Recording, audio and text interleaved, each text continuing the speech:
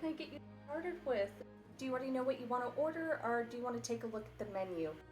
So, unfortunately, no. All we have right now is Dice and Dynamics, a live stream D&D show where we are currently playing Descent into Avernus.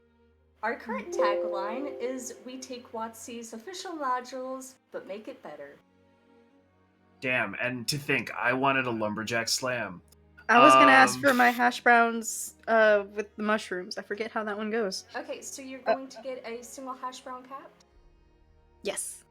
Can I get my single, can I get a hash brown with onions, please? Yeah, smothered. Oh, yes, smother, that's the word.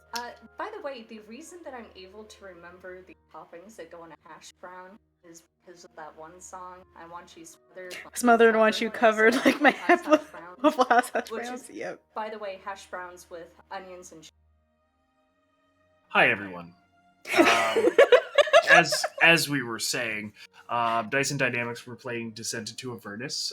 Last we left our heroes, we were in the Library Fortress of Candlekeep, getting a little bit of information about a mysterious puzzle cube that had been found in Van Thamper Manor. That information was secured by the party, pursuant to some very old rules in Candlekeep's sort of founding documents. There was a formal event convened on the party's behalf. Good times were had. And that was where we left off. And where we will pick up is sort of with a soft time skip. The party is getting ready to depart to the Great Sand Sea, looking for a place where the veil between planes is thin. Per Traxagor, the keeper of the tuning forks here at Candlekeep. So, with that, what has everyone done to prepare? Silkez has gotten sunscreen, sun hat, sunglasses, and probably about 6 water skins, same as Olin. He's also collected the recently repaired null dagger to take with him on the trip. Okay.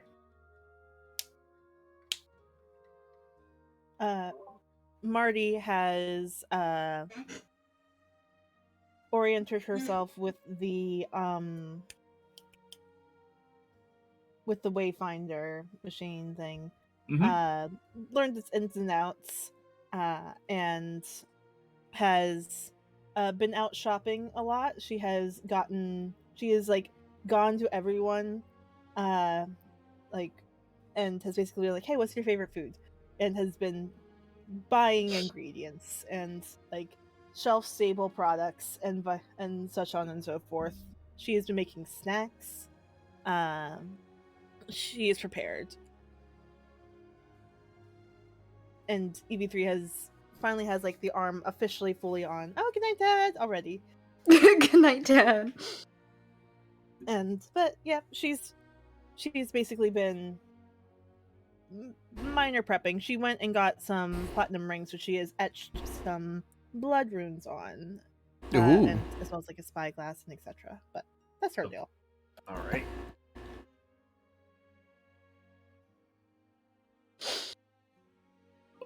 Mork. Olin? So Olin would go to Jock and tell him that he is leaving. Try to tell him as much as he can with his broken common, but essentially going to hell, because Jeremy shouldn't go alone, and Olin has no reason to stay because nothing has given him any answers. Jock, in his ultimate wisdom and reading a bunch of novels from Herman, fucking asshole, gave Olin an entire bag of shit. And so Olin has a huge backpack now full of adventuring gear that Jock thinks he'll need going to hell. Yeah. All right. And that's about all. That's about it. So many Jennifer Time novels. has How prepared him for this. time has passed? How much time? Yeah. As much time as you guys need until you say you're ready to depart. Ooh, that's good. I think Jeremina has had most... Like, Jeremina has already been equipment prepared.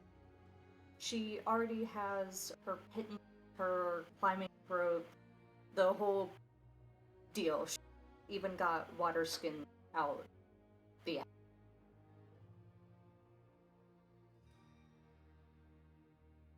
One second. Actually,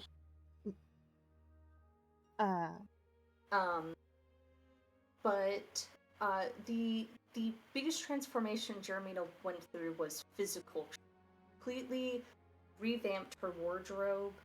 It's all just like very strict to the business adventuring gear with minimal personal details.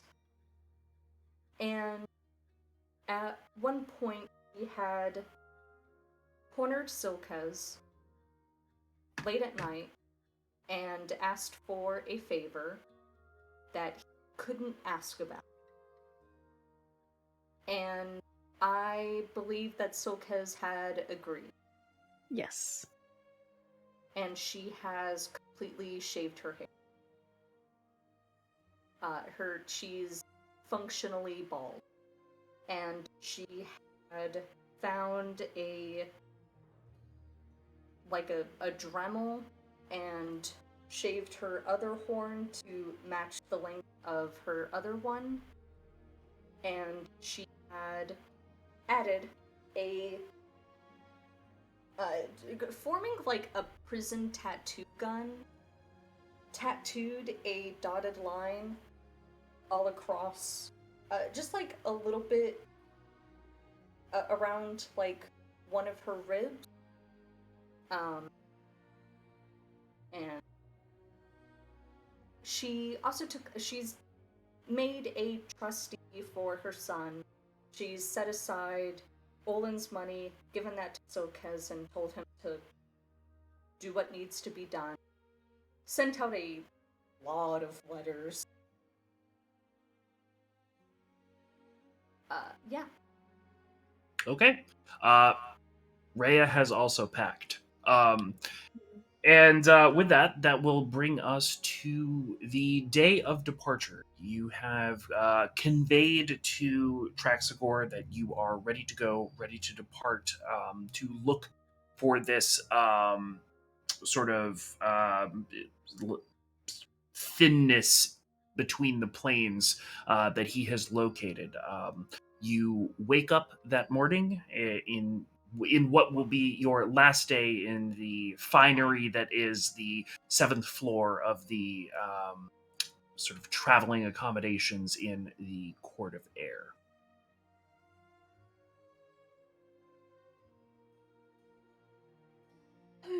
Today's the day. We have told Faye that we are leaving today, yes? Yeah, baby, she knows. Good. I just want to make sure. Is everybody ready? as I'll ever be. EV3 is... I did my best job in preparing it for dealing with sand. It hasn't dealt with that before, but it should be fine now. Huh? No. Gotta resist. Then... Shall we get going? If we have to. If anyone has any last doubt, I think this is gonna be about the third to last second. I'm sure there's gonna be like a little more opportunities to reject call to action, but what I'm saying is if anybody has rejections now, no hard feelings. If anybody wants to walk out, say anybody young. Olin, you're young. Olin just looks at her and smiles. Marty, you're 50. Your time's passed. Mm-hmm. I might as well be dead already. You might as well.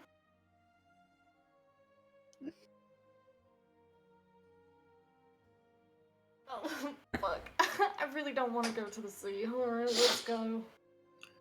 Alright. You all head out, departing the accommodations and making your way to the Court of Air, where Traxagor had instructed you to wait, and he would come and find you. Some time passes, and eventually the emerald door opens, and through it steps Traxagor, being followed by Lulu, the pink sort of floating elephant-like creature. He walks up to the group and says, "Oh, all right. Hey, how you doing? All right. We were ready to get this underway. I provided a map already. Yeah. The map that changes, but stationary currently. Jamina has that. The desert map. No. Yeah. Okay. Give me a second." And he'll fish around in his bag and materialize a map of the desert with sort of 2 X's on it and a small house where you would presume a settlement was, and will present it to you. Yeah, the one just below the oasis there. That's the spot. Interesting. Now, what I'm going to do is I'm going to teleport you all. And he'll sort of look at 2 little stones and extend one to the party. Silkas will take this one. When you arrive, give me a call once you find the area. Should sort of look like a warbly, shimmery void. Be the best way I would describe it. Okay. Yeah. Any other questions? Are you going to be teleporting us near or on top of where we're supposed to be? So if you see that little house there on the map, that's Spellguard. I'll be teleporting you into Spellguard, and I've negotiated with a sometimes compatriot of mine, a guide, who can take you or hopefully navigate the Great Sand Sea down to under that oasis there. He goes by Thrix. Okay. Thrix, interesting name. Yeah, he's quite the character. You say that. He's not like... Not like what? Okay, when you say interesting character, you're a guy who turned into a raccoon. What has he got going on? He's a freed gnoll. He looks like a hyena man. Oh, okay. Yeah, good for him. Good for him. Oh yeah, I've heard rumors about that. I didn't think it was actually a real thing that happened. Oh yeah, there's not many of them, but yeah, there's some. What? Sorry, nothing. Don't worry about it. All right. So sending stone. Give me a ring when you find it. Any other questions? That's it. Excellent, because I have a keynote address to give at the Host Tower of the Arcane in Luskin in about 12 hours. So let's make this happen. Oh, in Luskin, make sure you stop by my little old dinery place while you're in. What's it called? It's the only dinery in there. Are you meeting? Never mind. All right. Send us off. I hate teleporting. Yeah, it's so fun. All right. Well, if you're not a big fan, why don't you go ahead and count me down? Oh, okay. 10, 9, 8, 7. Too long. Boom.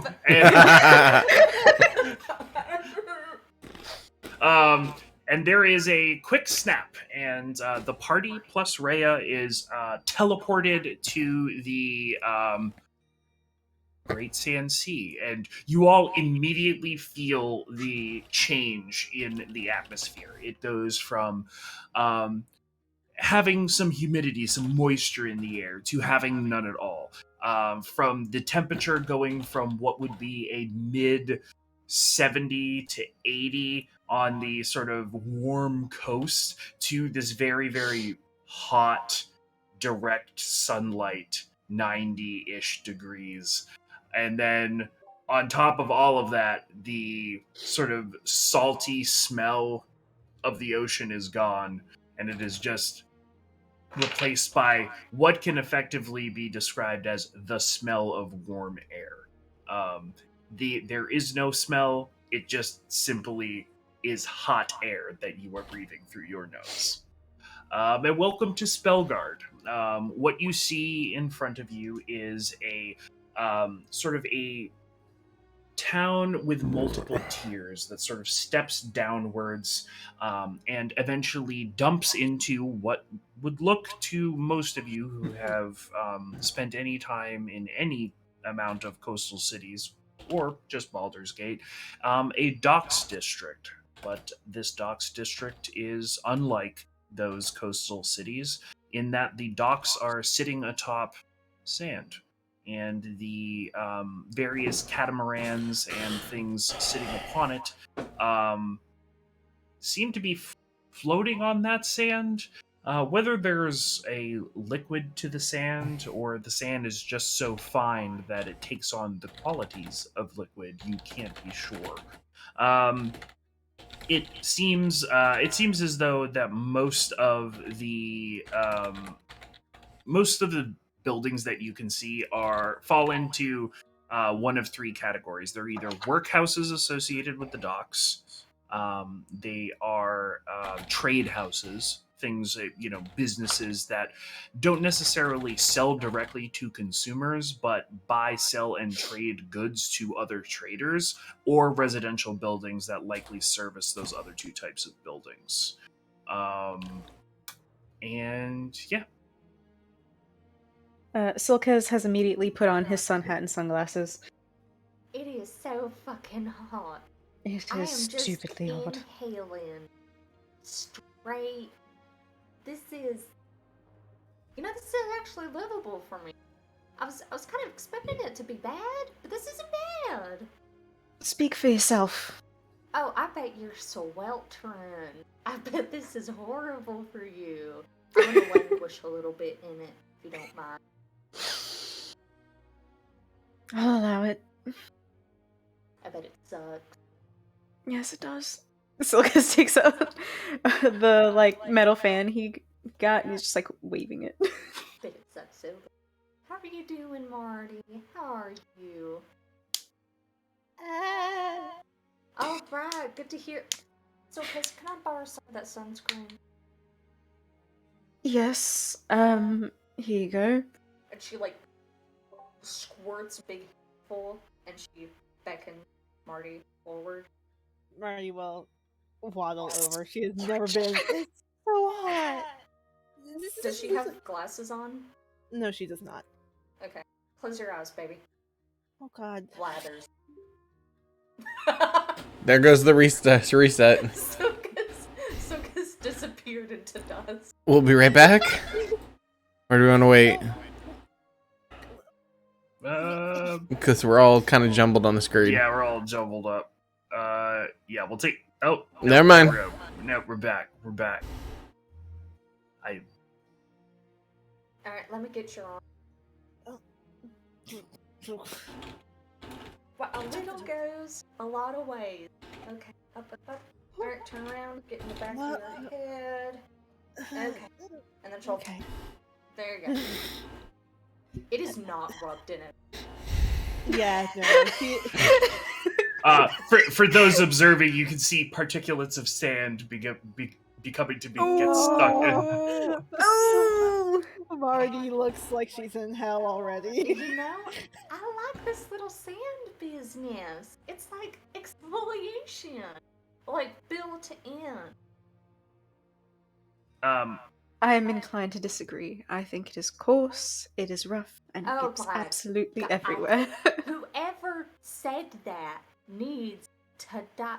Did your daddy say that? Because Vicarious likes to say I, Vicarious is the source of that line in this universe now. I've heard that it's actually part of the tragedy of Darth Plagueis the Wise, a folklore story. I'm not keen on killing random passerbys, but I think I'm being tested. Sorry. I'll mind my Yeah, business. mind your business. Wasn't it actually it was an Elven Age tragedy because of how absolutely long the tragedy lasted. It was ridiculous. Yeah, it's you know, it's something that you have to read in school usually. Well, It's not. I never It's learned not. how to read. It's not something the mages at Candlekeep would. Anyways, so we gotta go Surprisingly, find... it's very common. Hey, wait, real quick. When he said hyena man, what did Oh. he mean by hyena man? So have you ever seen a It's like hyena dog before? kind of thing with like spots. What? It's also a cat though. So the thing is, what is a hyena? A hyena's like a dog cat, But essentially. big. But very big. It's got like a little hunchback deal going on. Okay. It's got kind of like a doggish face, but the ability to loaf like a cat does.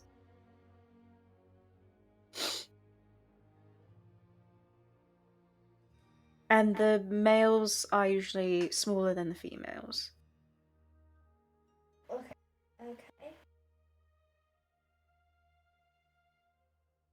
I think I'm getting... Okay. You said fat? What? Yeah, like little hunchback. It's not super pronounced, but it's in the way that the hind legs are shorter than the forelegs. Oh, okay. So...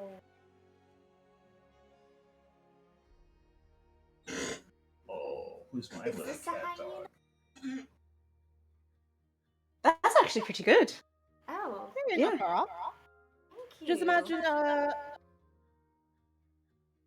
they also have these really cute like rounded ears. It's very Yes. nice. And giant heads. She got the giant head on there. And they have spots. Should we be asking if anybody here knows who Thrix is? You passerby who explained the interplanar war to us. Less long, more like big. Okay, I'm just gonna look at them. Yeah, we'll see them when we see. Are they like more animals or like people? Or is that They're more bestial. Yeah. Yeah, like you know, like the kind of like person that Traxivore is. Crazy? No, like just like being like an animal. An animal. Of, like I don't know if there's a word for it. Like a furry? Yeah. Yeah, bet y'all surprised to know what a furry is. Yeah, bet y'all real surprised. I can't believe that Well, furries this is are like not a canon. werewolf. You know, like if you like a werewolf, like sort of like Tabaxi. But like if you've had a relationship with a werewolf, like what does that constitute as? Silkus is going to tap someone nearby on the shoulder and ask them if they know who Thrix is. I mean, if it's if it has like if it has like its wherewithal and like, have you heard of the Harkness test? Silkus, just go ahead and roll me a d20. All right, you got it, boss. See how informed this person that you've selected at random is. Wish me luck, y'all. 18. 18. They will say, yes, one of the guides down at the docks. They go out on the sea, I believe. All right. Do you think more people around the docks would know his exact location? I'm sure. He's hard to miss. Right. Fair enough. Thank you. Not a problem. Silkus is going to turn. Also, if you were in a relationship with a werewolf, you would think that the human traits would be the things that carry over primarily, because they're human first and the wolf second. Right. So when it's like a gnoll, like they've always been... They've always been a gnoll. No, right. Always But been. then you get into Traxigor. Well, Silkus is going to start pushing them towards the docks. But Traxigor is now a raccoon. Like, But he not chose like to be a raccoon. Man. He's like a raccoon. Yeah, he's fully raccoon. At this well, point, that's also like how you think gnolls are created, and if they are the hyena first or the gnoll second. At this point, Marty, you smell like absolutely unmistakable scent of iron, which you would know to be blood, which could be the sort of arm of EV3 that you've concocted with blood magic, springing some kind of weird arcane leak, but it's pretty unmistakable. Mm-hmm. Do you guys smell that? I am a little hungry. Do we? Yes. Well, if you get close enough to EV3, you do. Oh. It's EV3. Oh, damn it. Marty will quick go over and check its arm. The arm seems fine, but the area around EV3 is coalescing with red mist. What the heck? Faye? Do you know what's going on? Oh my god, Faye's here. Did we forgot Faye? We forgot Faye. You were having this conversation in front of her. At this point, the red mist sort of coalesces and swirls, and Faye is standing there, and is in her normal, like, all black clothes, and does not appear to be sweating. And we'll say, I've been in that bag for like 3 hours. What? You were in the bag of holding? Yeah. This entire time? Yep. Well, if she can control her form. Wait, did you not tell them that you were going with us? No, of course not. Did we kidnap a kid? We didn't We kidnapped the technically kid. kidnap her. She came with us willingly. She stowed But away. I think Candlekeep might argue something else. Okay, this does, Marty, I'm very sorry. We should have been doing human trafficking in a bag of holding this entire time. Well, it's hard as a normal-sized person to fit through the opening in a bag of holding, but I was gonna say she was red mist. Yeah, gaseous form, I'll do it for you. Mm-hmm. Oh god, was that I was breathing urine. Gross. Okay. That's so gross. We were all breathing So- urine. So, Faye, we're headed towards the docks to try and find Thrix, who is Cool. a noble man. Oh, interesting. You don't see many gnolls. Yeah, apparently it's a free tool, which I didn't realize was a thing.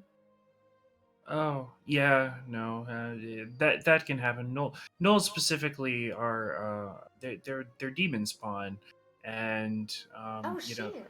yeah, they're sort of the foot soldiers of one of the major demon lords in the sort of eternal struggle of the Blood War. Oh my god, we're like cousins. Oh my god, that is so cool. Yeah, though tieflings aren't really made in the same way that gnolls are, and you should probably be pleased about that. I should what? Yeah. That's mildly concerning. You She should said you should probably- probably be pleased about that. I Yeah, it's don't kinda know. nasty. I was kind of made in a weird way. Yeah, no, gnolls, they keep hyenas as pets, and then in their warbands feed them human flesh until such point as they become gnolls. So kind of Yeah, like sounds good. hag create, but more fucked up. It's just a different flavor of fucked up. Anyways, So the docks. We're going to the docks. Let's go. Oh. Let's Are we go at to the the docks. Yeah. Yeah, yeah. If you guys were walking and talking, yeah. So you make your way down through the two tiers that have all the trade houses and sort of residential buildings, and then dump into the first sort of flat area up against where you can see there to be these sort of sand skimming catamarans, and the docks are very much like the docks that you would see in Baldur's Gate or any other coastal city. You see dock hands taking what is essentially trade goods off of these sand skimming vessels, moving them to carts to be brought up to the trade houses. It all seems very familiar, yet also very different. Different in the sense that the cast of characters that is represented here is interesting and varied. There are everything from your standard humans, tieflings, these sort of figures that you would have come to expect in a coastal city, but also strange things like halfling-sized fish people, and sort of other weird one-off sentient beings who clearly are engaged in the commerce that is happening here. Hey, y'all. It's just a fish. That's legitimately just a fish. That... Does that man have tentacles on his face? God, everybody look away from the guy with tentacles on his face. Yeah, I wouldn't recommend looking at that. Can I stare at the little fish people? Or is that like mean? How were they? Okay, don't fish die. Okay, I did grow up in a fishing. So I can say with certainty. They probably shouldn't be out here. Fish die out of water. Well, maybe they've got some sort of, Oh wait, no shit, I know about magicness? those little guys. What Oh are no, they? no, I know about them. Oh my god, they're like... Don't point at them. I'm sorry. They're like... Those guys over there. I know, they're like... You're not. They're like crabs. They're like crabs. Yeah, they're just Oh. like... I mean, you know, when like you're learning how to fight, you just kind of go down to like this little island, Stophaluskin, and you kind of start fighting them. Interesting. Yep. Fascinating. Do we see any gnolls, mayhaps? Make a perception check. Oh boy. Can we all make them or just Silkas? Two people can, or one person can make it with advantage. Oh my gosh, I can make a perception check in Foundry? Goddamn. Real Oh talk. damn, it didn't take a million years to show up either. 21! Yeah, I'll roll 2. Ugh, 8. So, Marty, as Jeremina is violently motioning towards these fish humanoids in front of your face, you're hard pressed to see anything else other than Jeremina's arms and fish people. However, Silka is looking down the line of sort of the docks and the various catamarans and things. At first, you're kind of looking down at deck level, and you aren't quite catching anything, but eventually you sort of elevate your eyes slightly, whether it be recalling the discussion about the size of gnolls previously, or just because you weren't finding anything, and eventually your eyes track over a large looming shape on a catamaran off in the distance. That sort of matches the hunched description of a knoll that was talked about. I think I found him. Jeremy, Yep. put down your arms. What? Oh, Silk has sorry. motions to the catamaran. Jeremy. Pulls out like a folding telescope. Did you get that from the bag? I mean, who's to say? Jeremy, I'm fine with you borrowing the telescope. Just let me know the spyglass. Just let me know ahead of time. Baby, Alright, I got two. What? I think she stole one of them from Van Damper. Oh. No, why would I? No, I got my You've just shit had them? months ago. Oh. I forgot about that. I placed a huge, like, 600 gold order. I sat there for like 2 hours. How'd you get a spyglass for under like 1,000 gold? Jeez, I had to pay It's 1,000 gold for foldable. Yeah, I mean, it doesn't.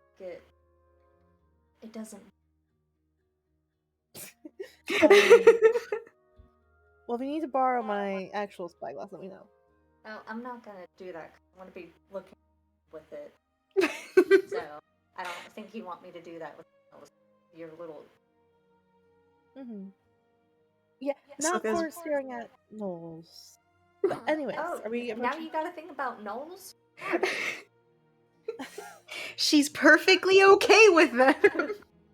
I'm perfectly. Your perfectly okay Baldur's with that. Gate is showing. It's coming out. Ow. Wow. Okay. I will internalize that. I'm just saying, you got a Neverwinter lot, so you got even more against you. Anyways, we should go up and talk. Mm-hmm. We go up. Do you think We Okay. make our way to the catamaran. Because What'd you say? that tall, or do you think he's tall on a little like boat thing? It depends on the knoll, but they're normally quite tall. I think. Know a lot about Knowles. Me? You. I know the basics, but that's because I read a lot. Mm-hmm. Uh-huh. They come up in stories a lot. As you walk towards the catamaran featuring the figure you believe to be this knoll, the two fish humanoids who had been engaging in commerce throw you a mean mug and make blurbling sounds to each other. They seem upset. Go I think we fuck just got yourself. called a blurb. Sorry. Mina! We get called a blurb. Yeah, I mean, Mina's like mugging them back. Fair enough. They don't have enough fingers to flip you off back. They make what you assume is the cultural equivalent of flipping you off, of just like crossing their fins at you or something. In Italy, the way you flip someone off when you drive is just like that. So the fish can just be like, you approach this catamaran, and as you sort of walk up to the dock, you can see the defining line where the soft, silty sand of the Great Sand Sea meets the like hard, actual land where the settlement is built. It is two very distinct textures of ground, essentially. And as you sort of look down at the dock, you see this large catamaran that has a sort of what could effectively be described as a tiny house sitting atop of it, and it has several large sails that are currently furled. Standing on the deck is exactly as described, a large knoll who is walking around and checking his ropes and things like that are tied off to the docks. He looks pretty beat up. He has some scars on his face, but is wearing what would be the equivalent of humanoid clothes that have very clearly been like modified to fit his form. And then slung over his back is a longbow that looks like it was made out of like the trunk of a small tree. Like it would be a impressive feat of strength to draw this bow. Trumina's gonna lean over to Marty. Oh. Do you like a working man who knows how to work a longbow? I think I'm discovering something about myself. You're a I'm furry. discovering something about you. Silkus is going to lean over and be like, "Do you think he has a young girl that he has like as a daughter, a younger sister figure?" He does now.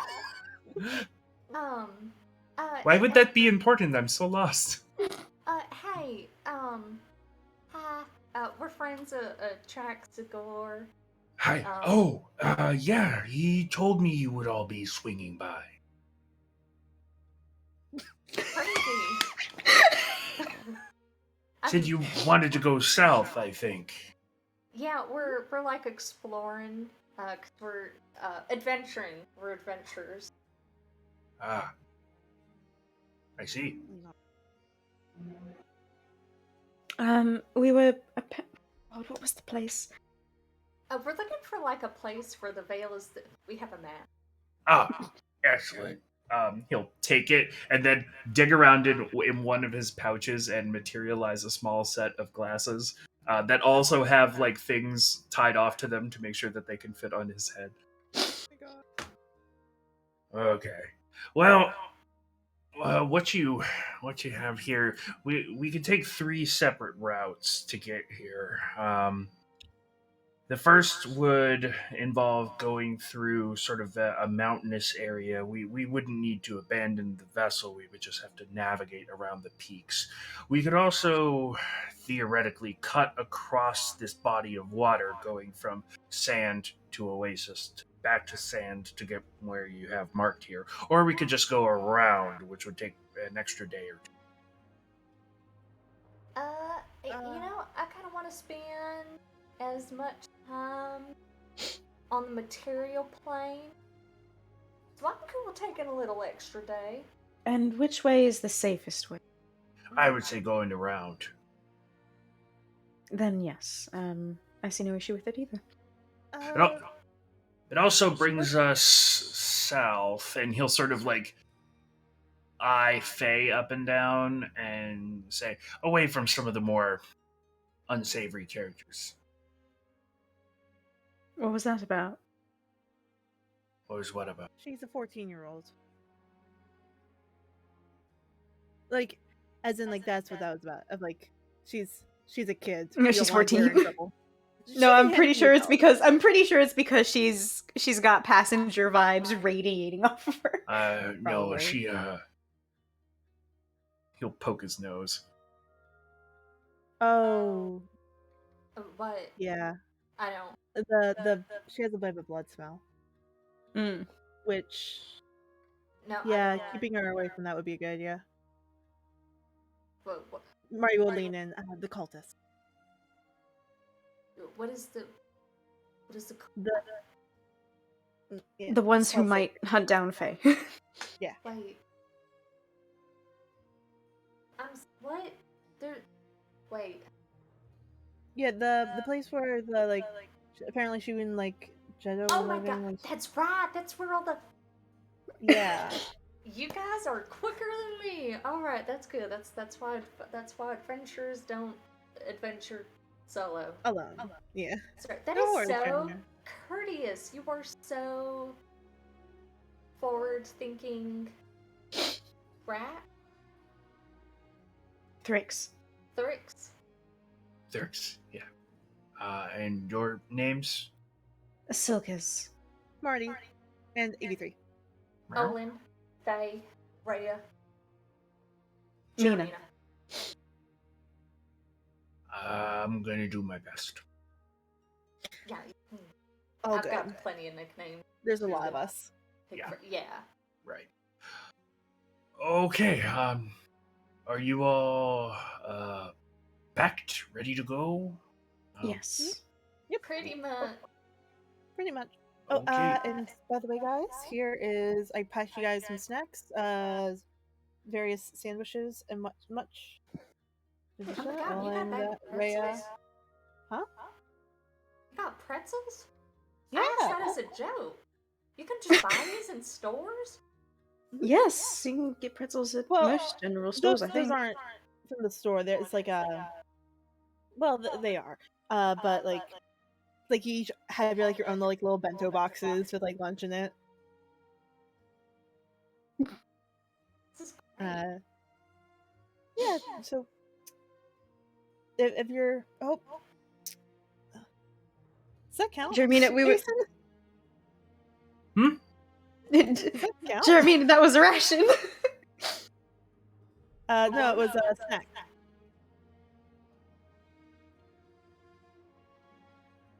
I was going to wait until we were out on the San City.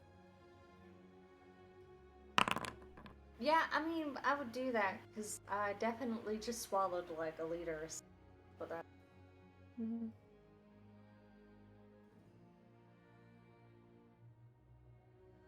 Anyways, I need help climbing onto the boat. This is so crazy. You look so strong, though. Do you think you can, like, lift me up onto the boat? Side note, Jermina, you gained plus 3 temporary hit points. Thank you. Thrix will like step back and will like extend a hand to like offer like steadiness. I'm just so weak. I can hardly step up. This is so crazy. She'll climb on the boat. Does anybody else need help? It would be appreciated. Yeah, I have EB3, but yeah, Mario will get up. So because we'll just like rest his hand and use it as more of a stabilizer than anything as it gets up onto the boat. Okay. Excellent. All right. Is there any place to sit? I would very much like to sit. I've been standing for too long in this.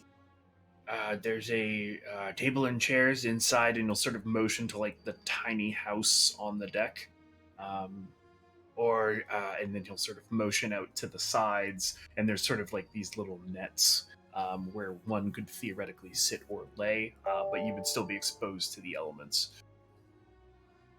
Okay. I'll stay out until we get moving, and then I will. So, how does this work? How does what work?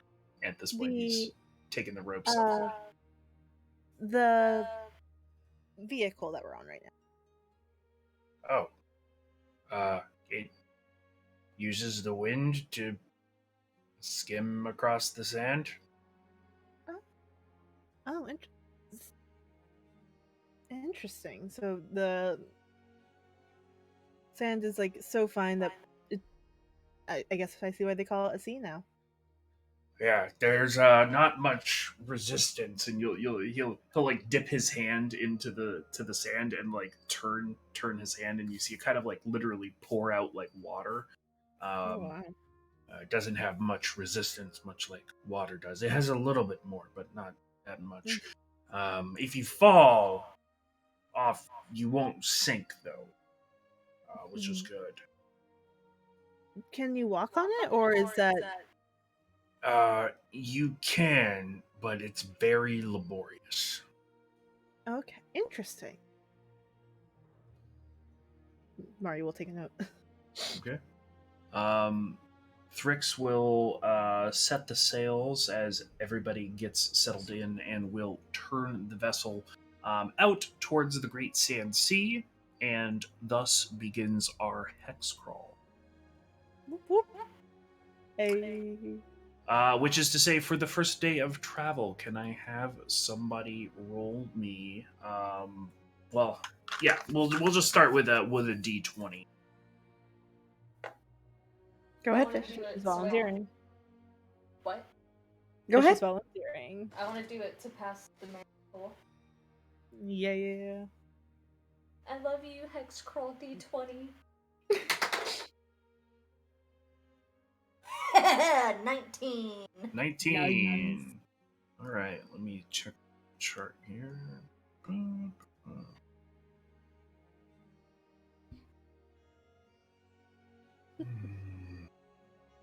I'm full of fear. I'm not gonna lie. All right.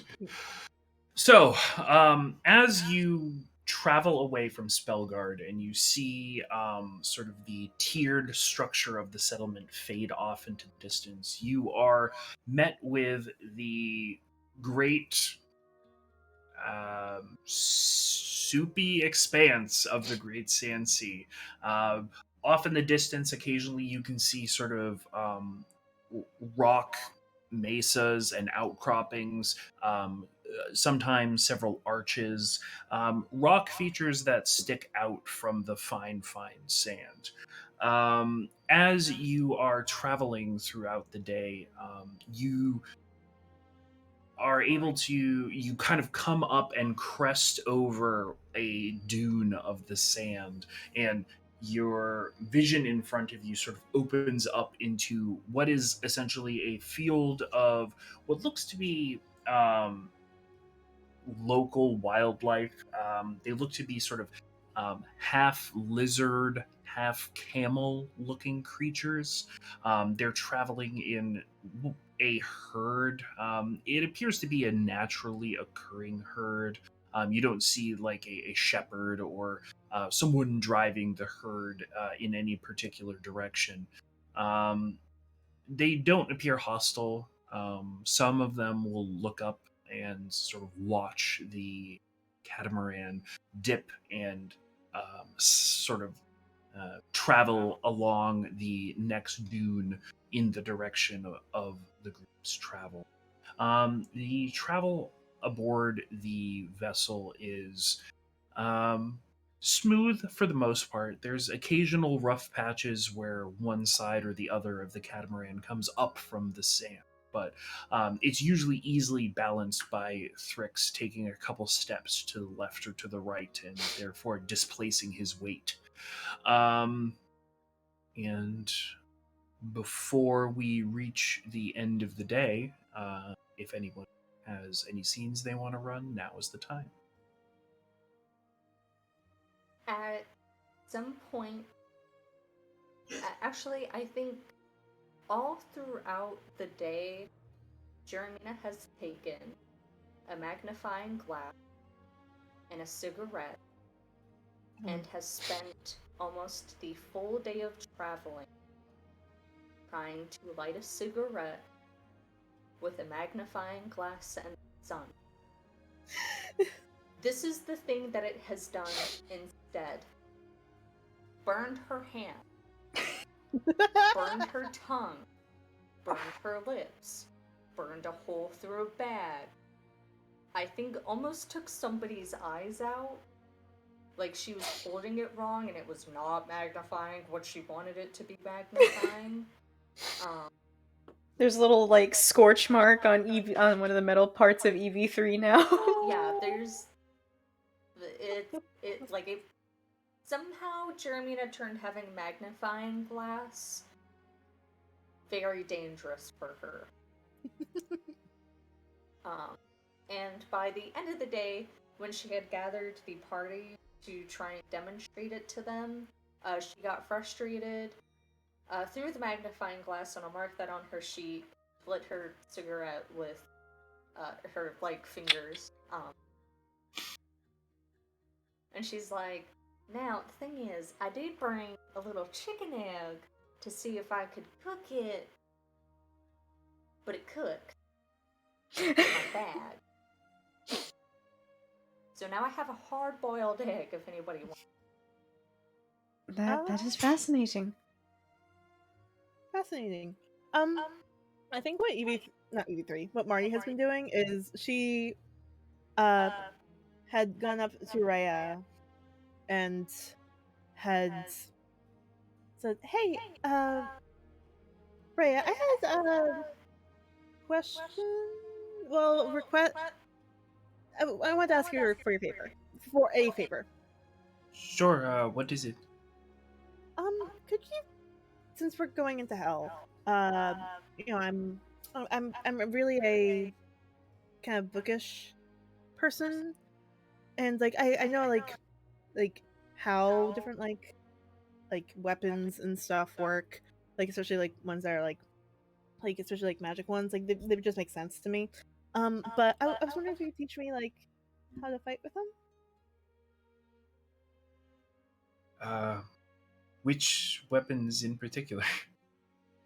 Oh, well, she'll sort of take from her hair the very slim pin, the +1 dart that she has, and just I'm working on a crossbow, uh, but I don't know if that's something you're familiar with working with. I can't say that I'm that skilled. I've received some training on ranged weapons, but it's not forte. Uh, Mostly martial or from the back of a mount. Mm. But I But can do my best. yeah, if you don't mind, just like anything, I think will be helpful. Sure. I imagine then. Oh, go ahead. Nope. Go ahead. That like yeah, I imagine like she basically spends most of the day or however long Rhea, says to like doing drills basically of Mm-hmm. like how to like basic combat kind of stuff. Sure. Yeah. Fair enough. Anybody else?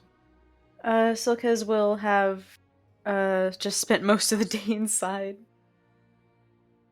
Okay. inside the little space on the catamaran. If there's anything he can do to help, it better be inside. He will not be asked to come outside. If he's like, "Oh, somebody needs help on the deck," Silkas is like, "That sounds like a you problem. I am staying in here." Mm-hmm. Faye has been sitting up on deck, sort of cross-legged, and occasionally a crow will swoop down near her and then go back out over the desert. If you had to guess, she was doing something or looking for something. As the night begins to settle, um, the temperature drops very quickly. And I do mean very quickly, and it gets very cold. And as the chill starts to come over the catamaran, Thrix has begin setting up the catamaran for the night's sleep. Whether it's hanging lean-tos off sort of the central house to provide overhead cover, or just general maintenance, making sure that the wind won't blow the vessel this way or that over the course of the night. As everyone settles in, a low, sort of rolling mist comes across the sand and just sort of probably 2 or 3 feet high and just sort of envelops the lower half of the catamaran. And it's cold, but it is also time for rest. Um, can somebody roll me a d4? Also, while we got set, Marty would set up some wire and her bell. Okay. All right, let's roll some dice, baby.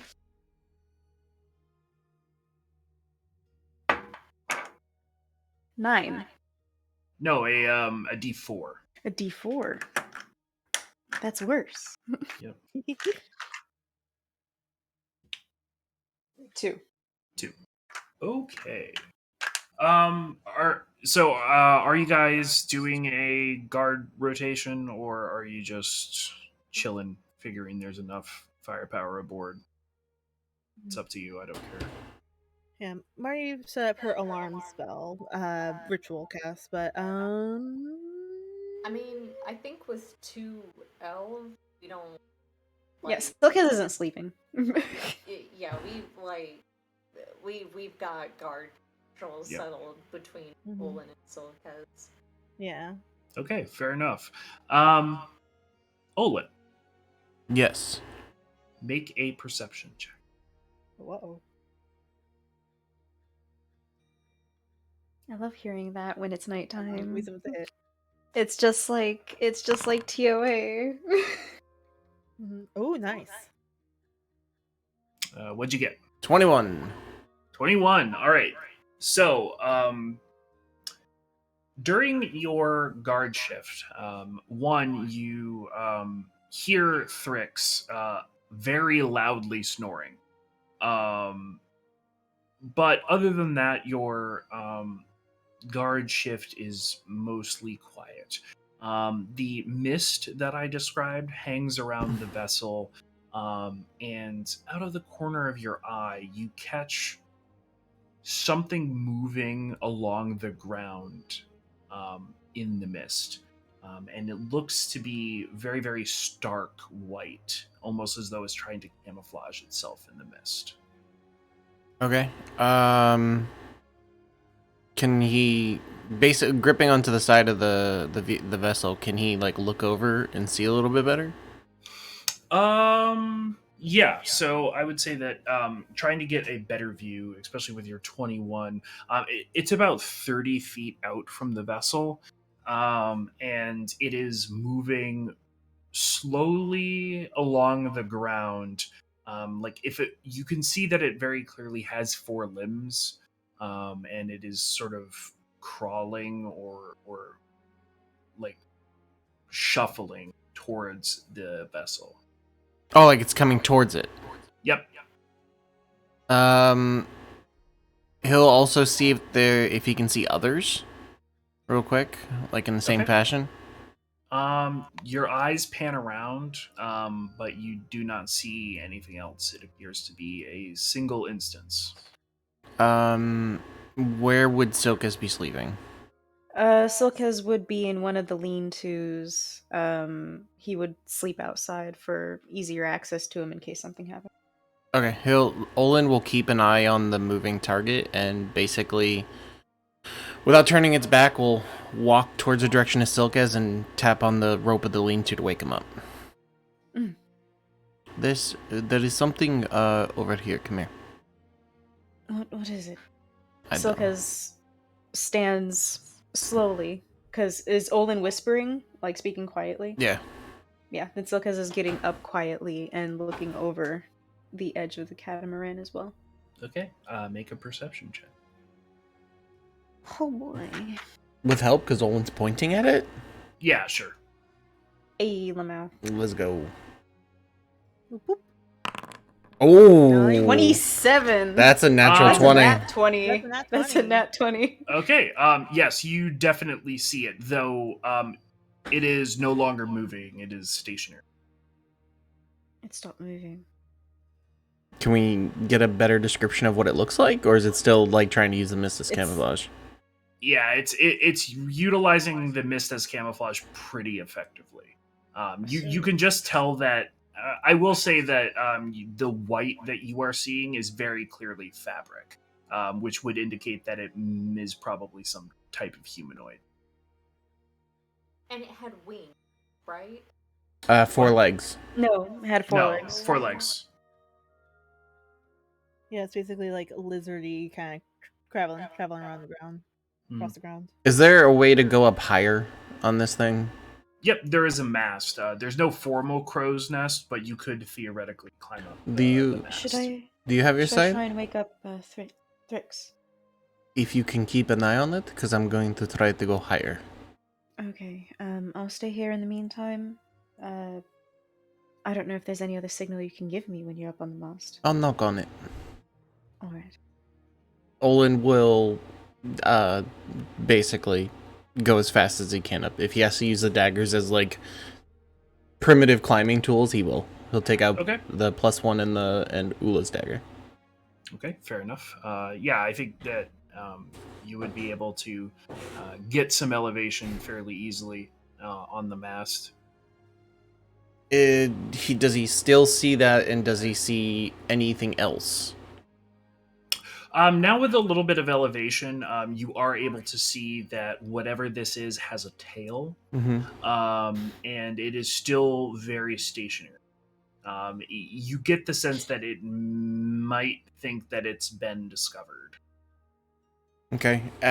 With seeing it, can he look around and see if there's possibly an ambush? There's others. You look around, and it appears to be the only one. He'll knock with one of the daggers that he's not attached to the mast with, and he'll just have one finger pointed out towards Silkez. Silkez's eyes will dart back, and he'll then look out. He'll nod, and he'll head towards. Does the door have a house? Other way around. Does the house have a door? Yes, it does. Silkez will back up and then. What? It can't. Marty, the hope. Yeah, I think Silkez needs us to hold his hand while he pisses off the side of the boat. oh god. What? You animal. There's something What? out there. Of course there's something out there. It's crawling towards the boat. What? It's crawling Like on towards the boat. land? Like on legs. 4 of them. Olin is still intently watching it. And Olin is up high. Olin, you would notice it begin to like edge forward again. Shit, can I see it? He'll keep himself I'm trying knees to bent so he can launch if he has to. Oh, Okay. are we gonna... Oh, give me 2 seconds. Yes, because it stopped moving when Olin and I were looking at it. I'm assuming that it knows if it's being watched, so we have to be careful, be quiet. And we also have to wait up for trying it. to look past Silkez to see it. You can go to the edge of the boat. Just be I'm not careful. gonna go to the edge of the boat if something... Marty- No, I do Is have it to still go to the moving? edge of the boat.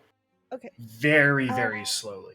Like inches at a time. Olin makes Give me one 2 knock. seconds. Let me. Marty is going to pull out her spyglass and her brand new giant heavy crossbow that she got from the that has like some weird shit going on with it that she's been like messing with. But she pulls both of them out and sort of like shooks the spyglass open and will try to take a look for it. Okay. Where is it? Go ahead and make a perception check with advantage. You see that The- little spot right there? It's a Nice. 20, more thick than the rest of the mist. 30. What'd you say? Dirty 20. Dirty 20. Okay, so you utilizing the spyglass are able to sort of zoom in. You cut through the mist and see the figure that's been described to you. Now that you're able to get a sort of magnified view, you're able to see sort of a snout covered by a hood and sort of scaly skin underneath, sort of where there's an eye, sort of an eye hole between the hood and the mask that the figure is wearing. Okay, I'm on the side of the boat. and I can't- Humanoid. So you see that little thing that's kind of inching towards the boat? Yeah, The it's the mist yeah, it's some that sort of we're like in- lizardy. Guys. It's some sort of like lizardy humanoid of some sort. Give me Um, another Has a mask. spyglass. She'll pass it over. Okay, has anyone, if it's a lizard, has anybody made a loud sound of it? Lizard hate loud sound. No. It's not a lizard. It's lizardy, but it's humanoid, I think. Okay, I'm just gonna holler at the thing so I Alright, can go go back ahead. to bed. Well, okay. There doesn't appear to be others. Are they in an area with like a lot of rocks and stuff? No, it's just plain sand desert, exclusively using the mist as concealment. Okay. Jeremina Do you wanna is wake going up? to bellow out with thaumaturgy and just kind of say, "Ah, get." As she does this, who is looking at the figure? Yeah, literally, yeah. I kind of figured. I think that in this particular instance, well, given everybody's score, so the three of you, as Jeremita lets out this bellow, this hollering, you all see the figure just sort of join the mist and disappear. That was interesting. We'll have to ask Thix about it in the morning. Okay, so it's done. All right, bye. She goes right back to she'll look bed. at Silkez. Get back in that house. She'll take. She'll take what? She's gonna take his lane too. Also, guys, you should guys all take one of these, and she will pass out quick to everyone a signal whistle in case you guys see it again. Another signal whistle? I thought It can't hurt. Did you get a bunch of equipment for everybody? Only a couple. Like, Okay, I got like cool. a mirror and a signal whistle for everyone. And a I mask. got a signal whistle for everyone. We should. That's amazing. Adventuring gear, and when I was digging through Olin's adventuring gear, He also got a has signal whistle. Yeah. So that is communicating to me that right now, this is possibly the only vessel on Earth that has over 23 signal whistles. Martha Turnig. I only got 5. One for me, one for Silkez, one for Olin, one for Rhea, one for Faye, one for you, and then 2, 4 for any rapscallions we pick up on the way.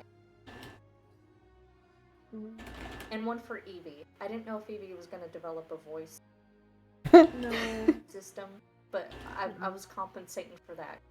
Gave me blood already. I guess I could, like, make a. I mean, it won't be that far off from. Olin will jump down from the mast. Oh, Jesus Christ! Olin. It is, it went into the mist. I didn't find it. Yeah, we saw. We'll just have to go. We'll just ask Thrix about it in the morning. If he's not up already. Get to. No. Probably. Me. Probably not. The damn lizard thing was probably going up and checking on him. Yeah, probably get that checked out. That's a pretty bad snoring. Yeah, no, totally. Mm-hmm. Anyways, Yeah, I'm going back to bed.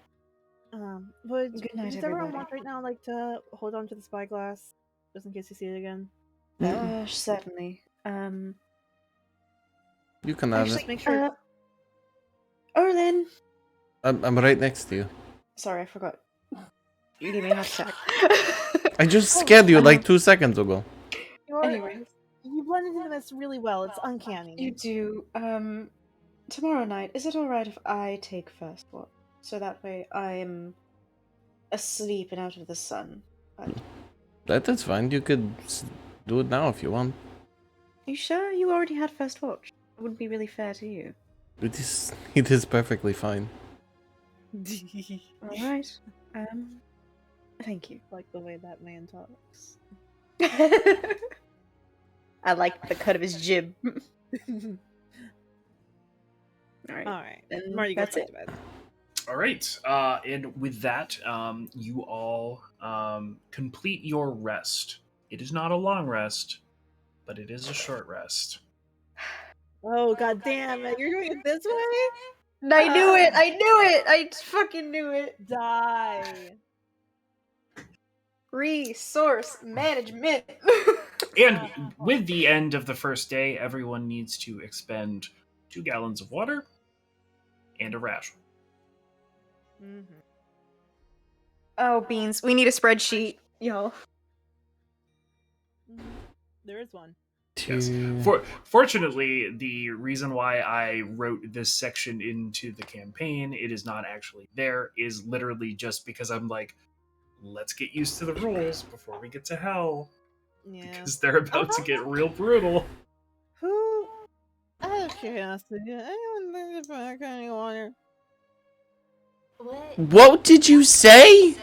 Can you Did say anyone words? think to pack, like, a barrel of water or something like that? No? I No. got moonshine. I've got 6 water skeins, so I'll make it 3 days. We can ask, Thrix, because he did say there was an oasis around here. I got Yeah, a we rain might have to- catcher. Yeah, we might. We're in the desert, Jeremina. Though there's a mist, I Rains guess. have desert. In It does fact, rain in the did desert. you It's know just that deserts get a lot of rain actually. It's just that it all like seeps down into the when it rains, floods in the desert. I learned that from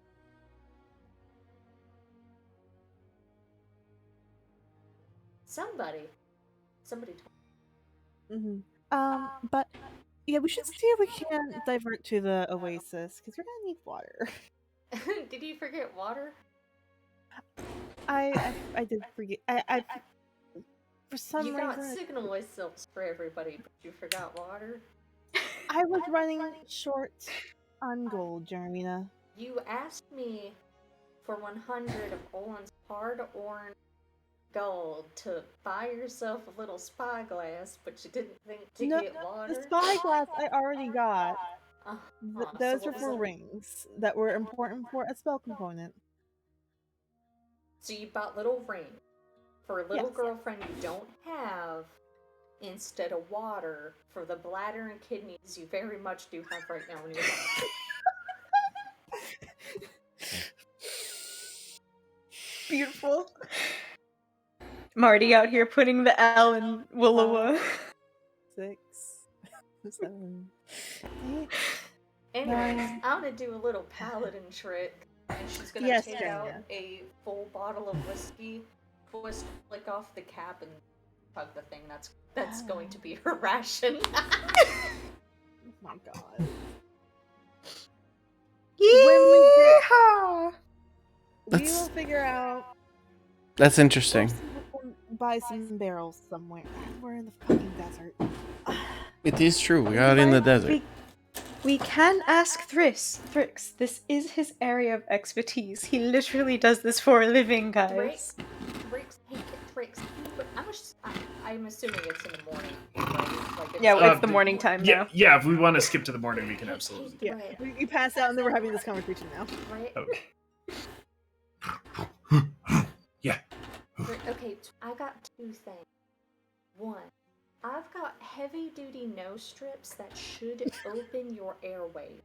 What I'm thinking we're going through is a deviated septum that's letting you breathe all the way. So I will find you before we turn over for the night, and I'll show you how to put it on so the snoring can get fixed up. The thing with snoring is it gets you fatigued. Your lungs are working overtime to make sure that you're breathing. So it's not really getting the rest it deserves, and it would go a really long way to giving you a good life.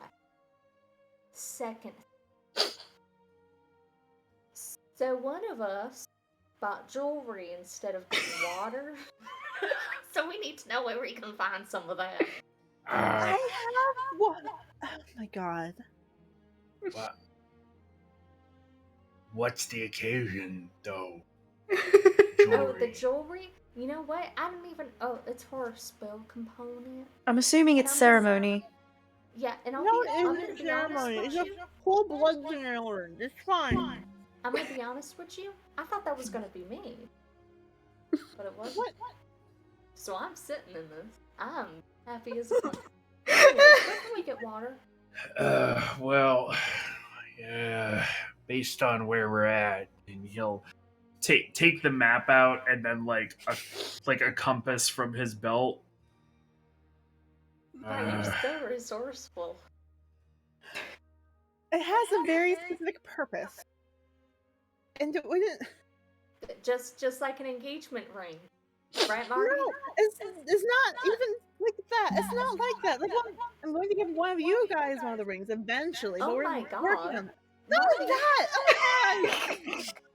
Ooh, He's so the proud. drama. I know it's gonna be me. We can add 2 days, I just and might go with you guys. we can add 2 days. We'll be there. Me? We'll be to the Oasis in 3 days, but that will add 2 to our overall time. That's fine. That works. Okay. How many days do we have currently on our docket? 6. 6 days. So it'll be 8 days total. You But don't everyone can refill at the Oasis. It's huge. Mm-hmm. Okay. Do you happen to have any extra barrels, by chance, What? that we can Like purchase from you? Like a water? Well, like, No.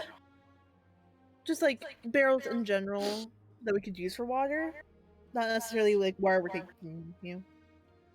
Water barrels a bit very specifically, so that way the water absorbs the water, sealing the little cracks, and it won't leak through. Also, So- barrels are pretty pricey as far as trade goods go. There wouldn't be a reason for me to keep them on board. Usually they come with the goods, you know. Marty, Mhm. you do know that you can fill a bag of Holden with water, though, right? I mean, but not real. Would that work? Like, okay, DM question. Could Marty fill the bag of holding with water? I would say you can definitely fill a bag of holding with water, but also Everything else in the bag. everything else in the bag is wet, and then also you can't use that feature of the bag where you like call the item forth, because you cannot call forth a single water. So therefore the only way to get the water out of the bag is either drink it directly from the bag or turn the bag inside out. That would be where I would. What about like if we say 1 gallon of water? I mean, if you had a receptacle to place it into, that would just be the pouring that I was discussing earlier. Mm-hmm. Okay. If we can find some like use of like, we can make some wire skins, we can do that. What are you gonna make a water skin out of? Well, The little if it's lizard at we the came across earlier? The flesh of our enemies. Sorry. yeah, the intestines of our enemies. But you're not gonna use the intestines for the bladder. You use the bladder. Yeah, you use the bladder, like, yeah. And also, or you gotta stomach dry it sometimes. out, which Yeah. takes 2 weeks. But actually that brings up a good question. Strix, we came across a white Oh, yeah! lizardy humanoid thing last night. We scared it off, but I scared it off. Mina scared it off. Mina Well, scared it off. could be any number of things. Could be white. A lot of folks wear white out here because, unlike your friend there, point at Faye, they get hot otherwise. So you got the the the murder ones. You got the dragon ones. Dragon ones. You got the lizard folk. Maybe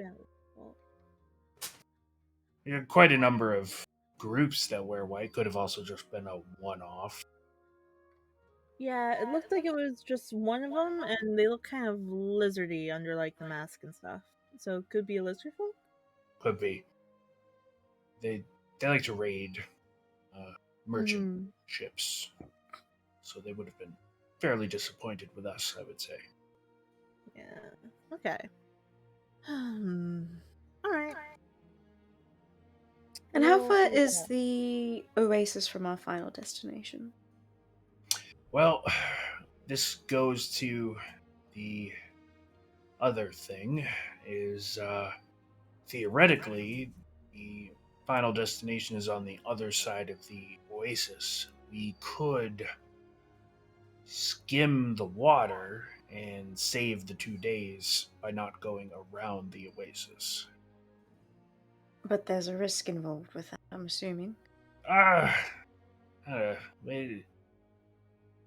mean, sand skimmers aren't known for their water tightness, but I think she would hold up. Okay, good to know. But All right. if we're going to the oasis anyways, you all have time to We'll have time to what? think about it. Okay. All right. That sounds solid to me. Right. Um, as you all begin to get underway for the day, I need someone to roll me a d20. I got it. Roll D20. 16. Alright, I took my chart. All right. So the ship or the sand skimmer has been the sand skimmer uh, travels across the sort of surface of the sand once again, very similar to the first day, very smooth, with the exception of the few times that Thrix has to use his body weight to sort of flatten the vessel out. As you all are um,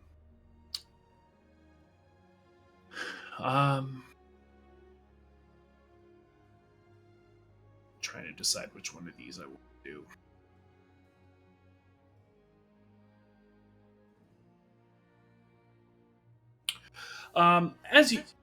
As you all are just sort of passing over midday, it's still very hot. It's the sort of crux of the day. The sun is beginning to go down, and therefore, hopefully, things will start getting cool soon.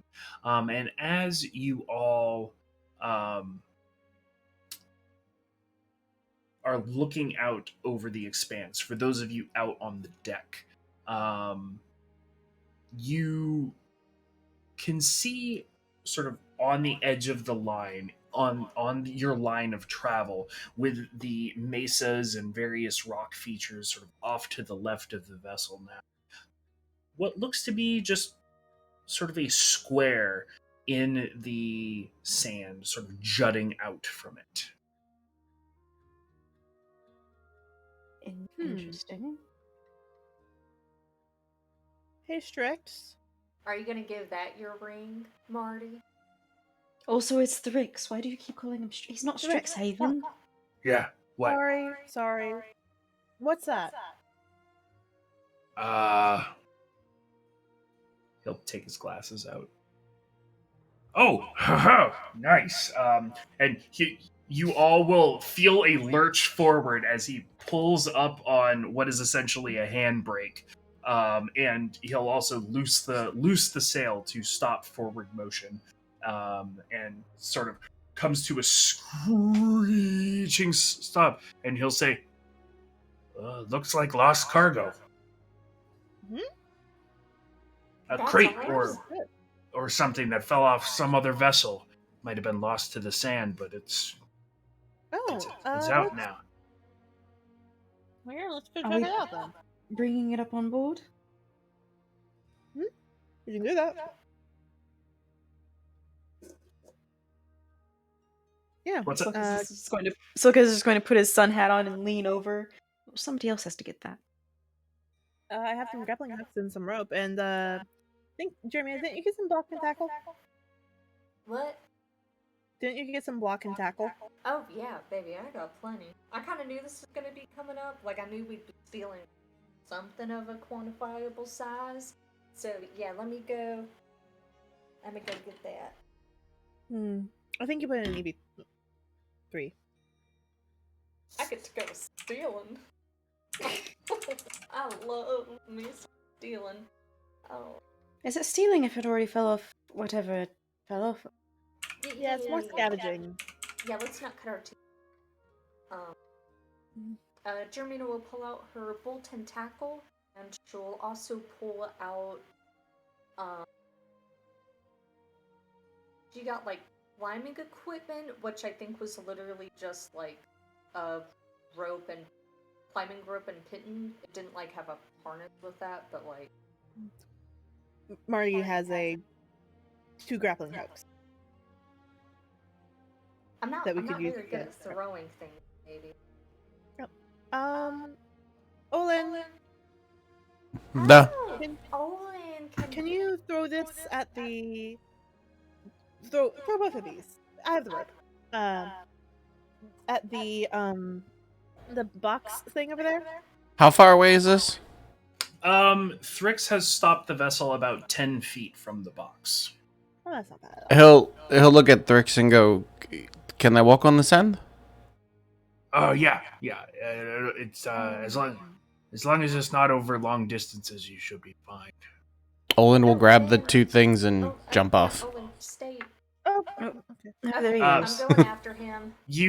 Olin, your feet hit the sand, and you kind of feel yourself sink, and like right up to the like the top of your boot. Like you definitely sink in more than you would expect to. It certainly isn't solid ground, but you have no problem standing. But like you're past your ankles in the sand, so you kind of feel the effect that Thrix was talking about, where you like lift your feet. Yeah. And it is laborious to do so. But you are able to reach the box. Okay. Hey, will my pittance traditionally used snow help here? Not pittons, I would say, because pittons are spikes. Crampons. Yeah, crampons.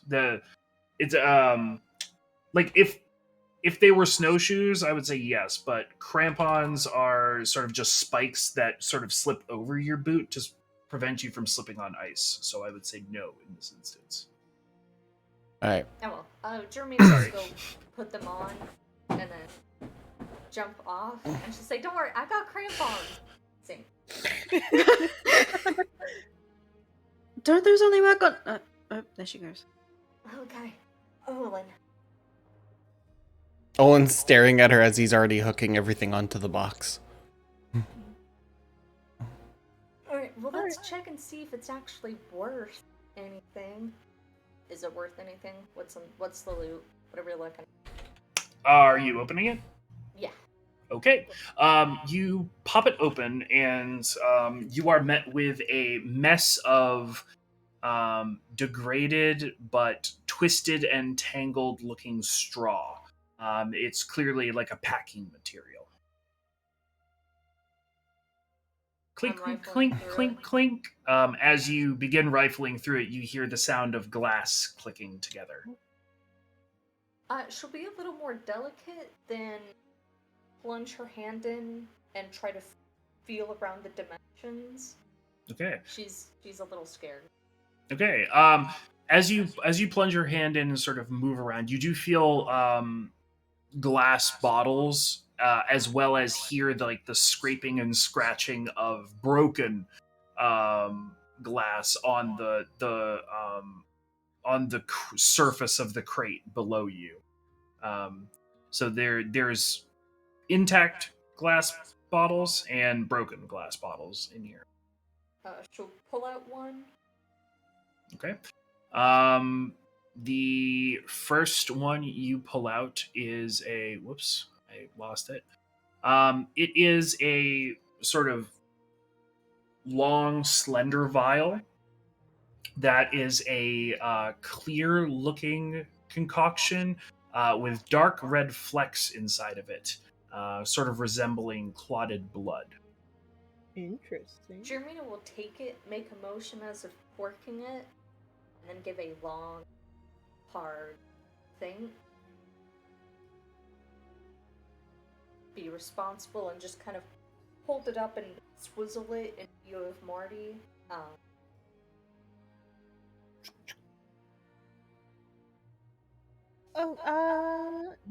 Can I see what it is? I would say, what's the range on identify? If you were to take out your book and begin looking it up. Hold it. Let me see. What Sure is it's mine? Identify. Yeah, range attack. But can she take her? She just wants to take a glance at it. Oh, she can certainly give it a once over visually, if that's what you're. Mm-hmm. Yeah, absolutely.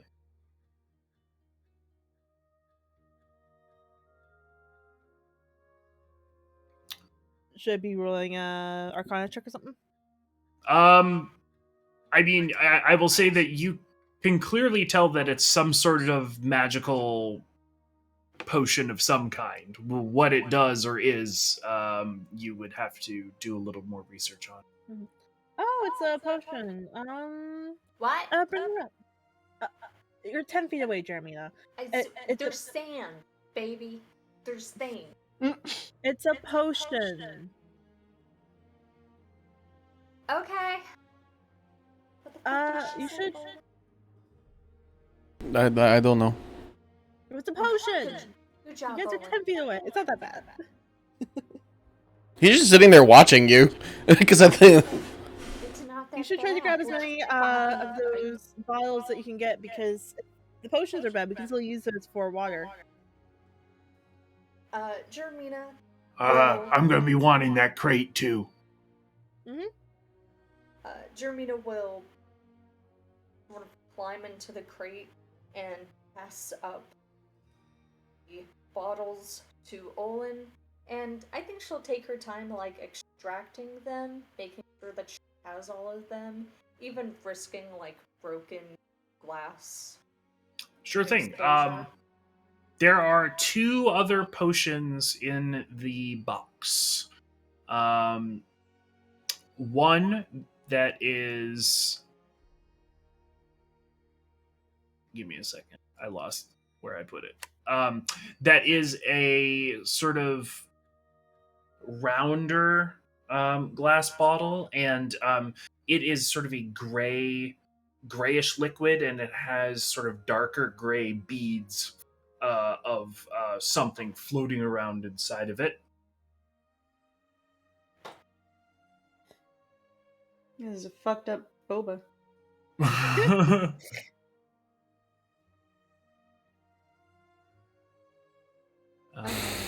Jermina will then, I think she'll take a bunch of the straw out, like as much as she can. Yep. Shake out like glass or other bits from it. Then Wait, wasn't there 2, or was that? There is one more. And the final one, as you're shaking it out, Jeremy, you're able to catch it, and it is a sort of almost like a teardrop shaped bottle that sort of has a flare or flange out at the bottom, and it kind of has like crystal engravings around it, and it has a sort of misty golden liquid on the inside. I want that one. That one's mine. It's a very pretty bottle. Olin hands it back to her. What was that, Marty? It's very pretty. Oh, thank you. I thought so too. Oh, so she had This is- that one. That's right. Um, All right, Jermina you guys will- coming up? and she'll pop open the other crate. There's just Was one there crate. two? So was there... What... There was Oh, one there was crate. one more bottle. There was one more bottle inside the crate you were already in. There is only one crate. Gotcha. Okay. Yeah. Then Yeah, Jermina will finish shaking out the crate and start the long, exhausting process of dragging a crate 10 feet in the sand. Okay. Or as Olin you will guys just- had the grappling hooks. EV3 will pull it up with a block and tackle. Carrying Jeremy around. Imagine. Okay. The crate is loaded aboard.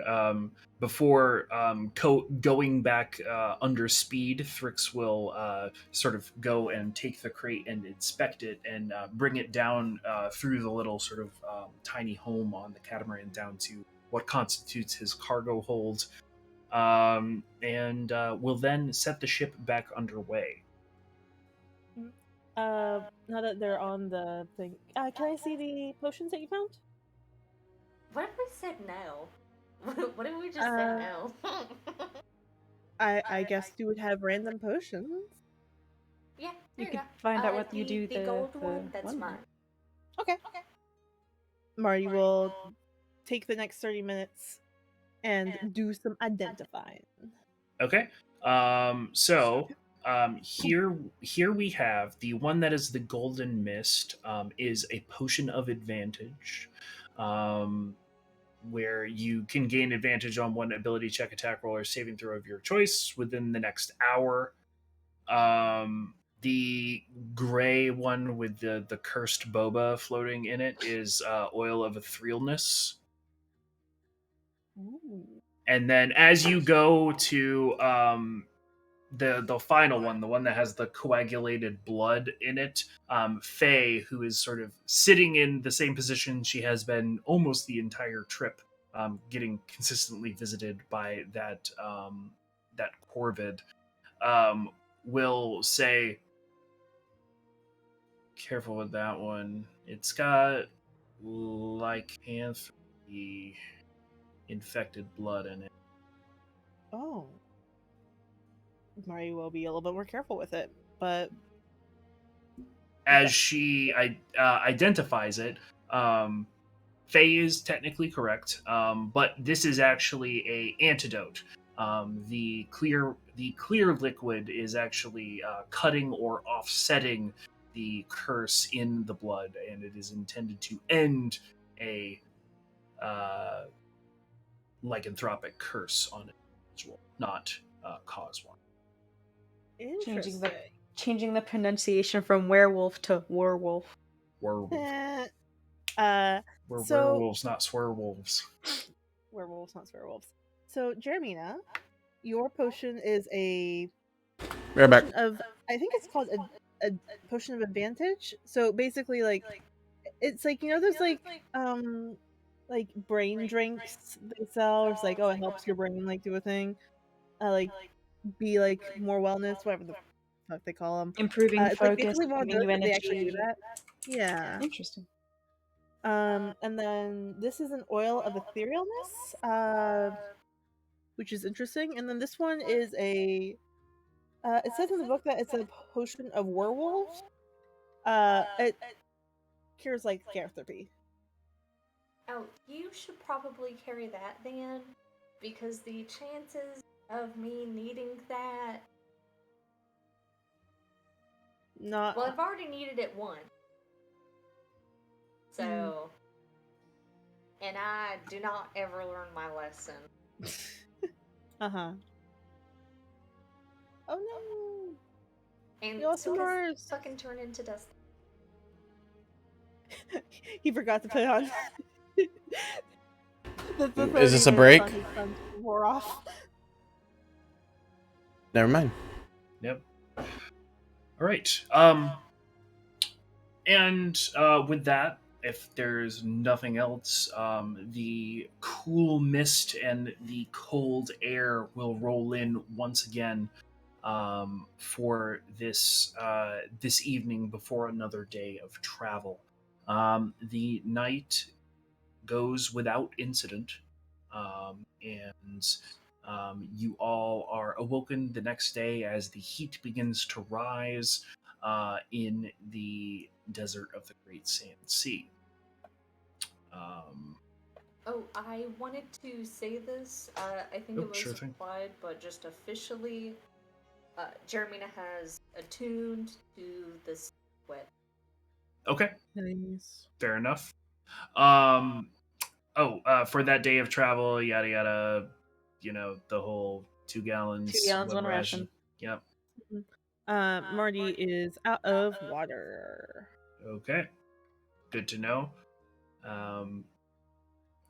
Okay. So, with that, the sun begins to rise on the next day. Thrix is snoring a bit less thanks to his nose strip, I guess. I think it looks really funny on him because you know how gnolls just have the snoot, and so he's gone to bed with just like a little strip. See, I don't know if it's funnier if it's a normal strip or if it's a strip made for like someone with a snout. Jeremina just has that, and everyone's like, Why do you Listen, have that? she couldn't deal with Helgrid snoring. She had to fight. Find something. So, everyone awakes. The night was without incident, and the sand skimmer goes underway and is heading towards the oasis that Thrix has promised. Um, as as the day goes on, I've mentioned several times the mesas and arches that sort of dot the landscape of the Great Sand Sea. The vessel sort of skims along the sand, and sort of for the first time, you're getting a very up close view of these mesas and arches and rock formations that are jutting out of the soft sand. And what you are able to see is that despite how diminutive they looked off in the distance, now that you're up against them, they are sort of titanic walls that just sort of rise straight up several stories before they flatten out at the top. They look far larger than they look far larger than they did in the distance.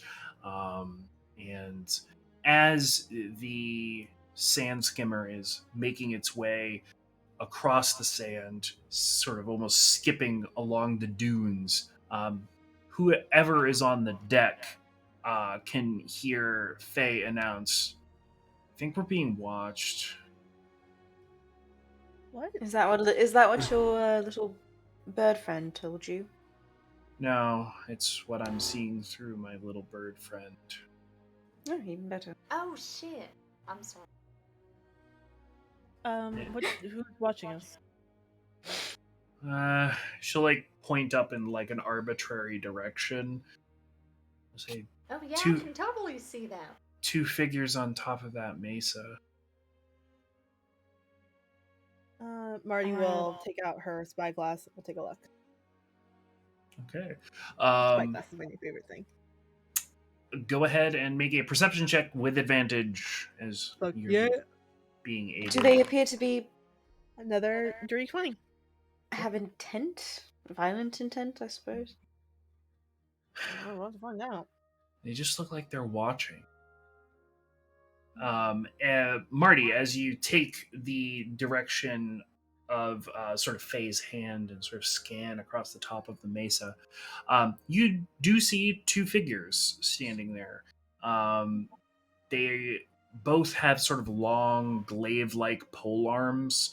One is wearing a white outfit similar to the one that you all experienced two nights ago, and it is standing with a fellow sort of glaive wielding individual of similar height and stature, though this one is wearing a very light green set of apparel. It looks like two figures holding glaives. They one's in white, one's in green. Interesting. Well, I mean, they're too far away to.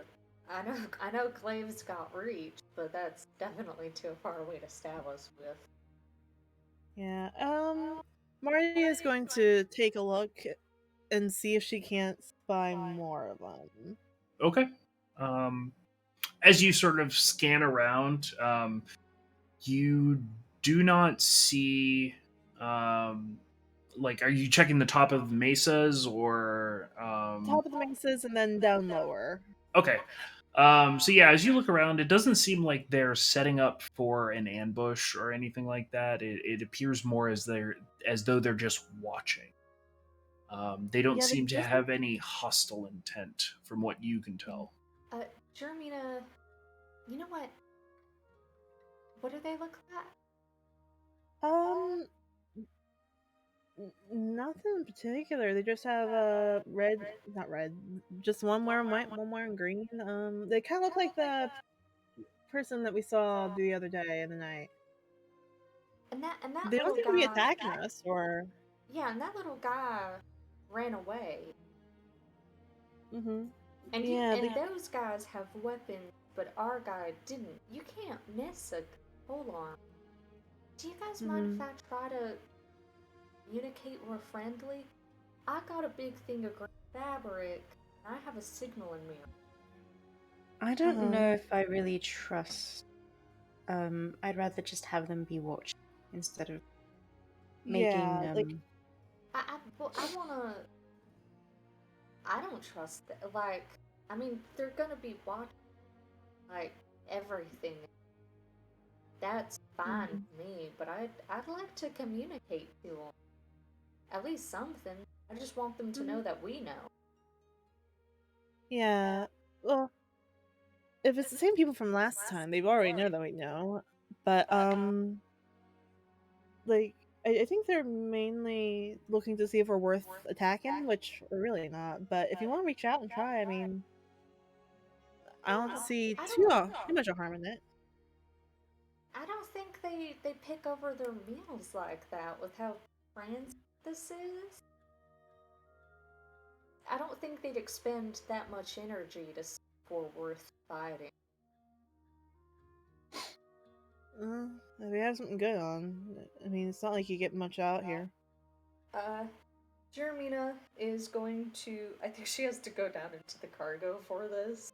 But she'll come back up with like a thing of green fabric, and it's more of like a mossy undertone, kind of bright, very much like fall, autumn green, and she'll unravel that, get a firm grip in it, then take out her signaling mirror, which is, by the way, just like I'm flavoring it as like a compact that just has a really clear mirror, just kind of signal your whatever, at them with Marty's guidance, because I think she still can't see them. She's just kind of like, a little to the left. Mesa? Yeah. This one? A little up.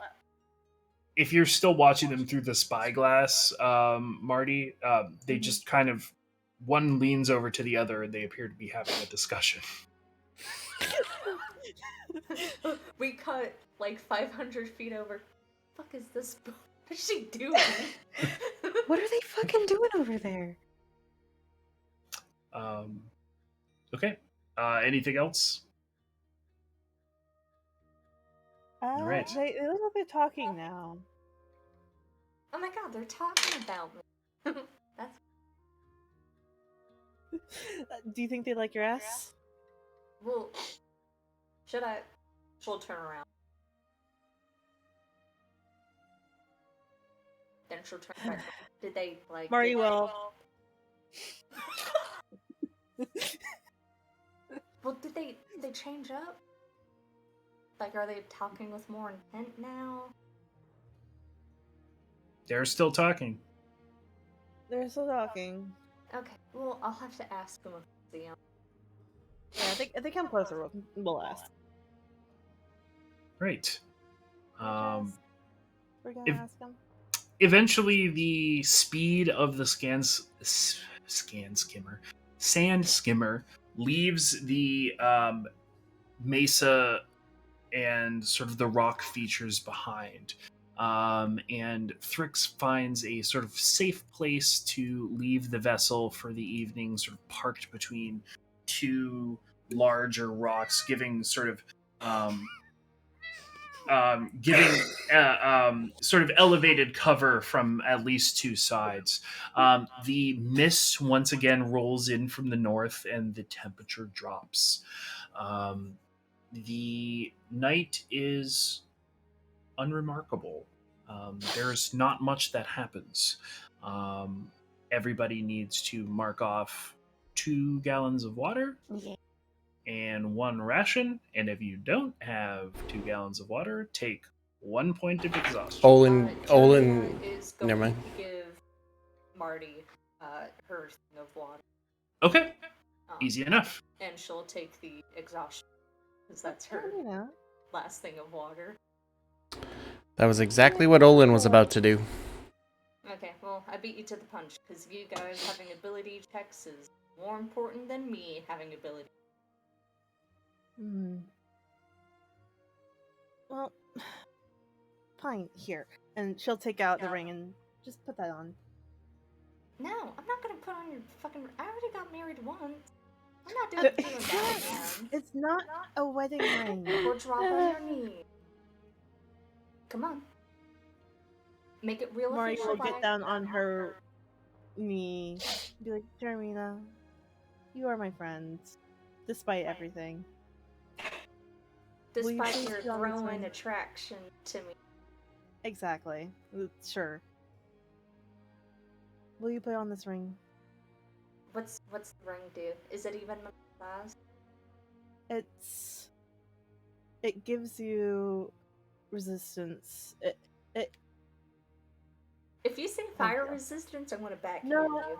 It's not fire resistance. It gives you a little bit more vitality, and it hurts less when you're hit.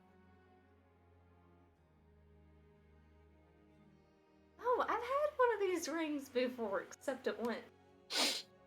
Puts it on. Alright. It's not activated yet, but if we get into a bind, it'll start working. If we what? If we get into a bind, it'll start working.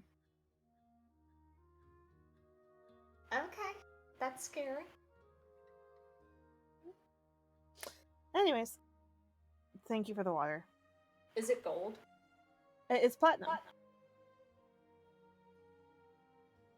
This doesn't match the rest of my jewelry. I'm sorry. It's what the spell calls for. Can you get it gold plated at some point? If I can find someone that knows how to do that. Okay.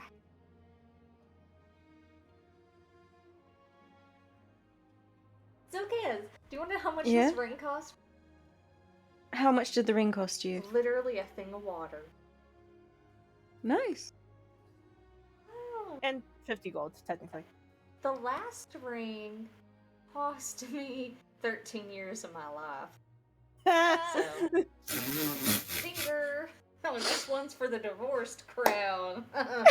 Thrix, have you ever been married? Oh my god. No. Do you want to be? No. Not really. Oh, that's so real. Are you, like, looking for partnership or, like, permanently single? Permanently single. Okay, I can work with that. I'll do something. How do you feel about MILFs? What? How do you feel about MILFs? What? This man doesn't know what a MILF is. Okay, he's the last. Honestly, good for him. Do you have any friends who are into MILF? I, again, don't know what that is. An older It's a very woman is attractive older woman. Oh. I mean, probably. What? Do you have a type, Thrix? No, not really. This is something that's come up a couple times, you know, since like, my connection was broken and I'm free now, and I've already, you know, it's just tough. Gnolls don't have any reproductive organs.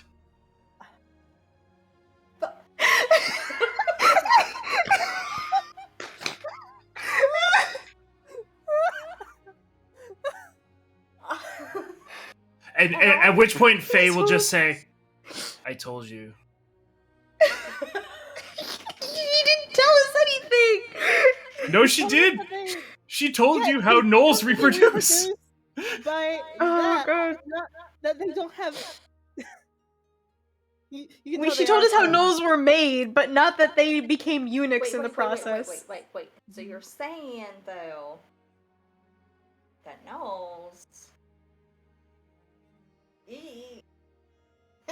I was actually gonna say that was pretty fascinating. I didn't know that. Is it like smooth?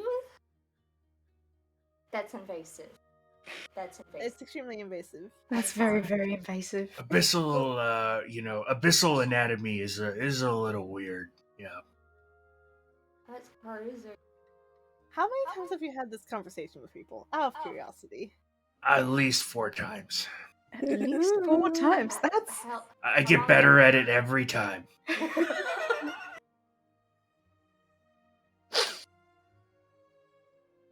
I apologize for my friend. Fine. Don't apologize to me. If you start apologizing to me, you'll never stop. Yeah, I know. I've accepted this. Thank you for telling us that, though. Yeah, that's so interesting and very private. I'm so sorry. Fine. Oh, I feel like above Thrix's head, you know the Sims thing where it's like minus. I think this is just.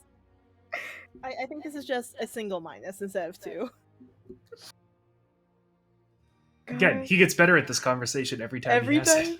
It. Yes, Jazz. That is my mic. Oh, also, Thrix, we're being watched. Oh, that's par for the course out here. You're kind of always being watched. Wearing green. Drag green cultists? Perhaps. Okay, good to know. Am I comfy? I'm still emotionally recovering. We can go on to the next. Due to the fact that I don't know, that scene brought me immense joy. The day goes on without incident. Hell yeah. And eventually, the sand skimmer comes up to the bank of a large body of water surrounded by tropical trees, and it is a true blue, non-mirage oasis in which you can fill your water skins.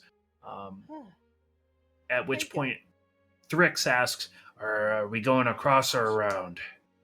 If we go around, are we able to stop off and stay around for the night at the oasis in between days and nights, or is it just a solid go around? We can skirt the edge and fill up water every day if we want to.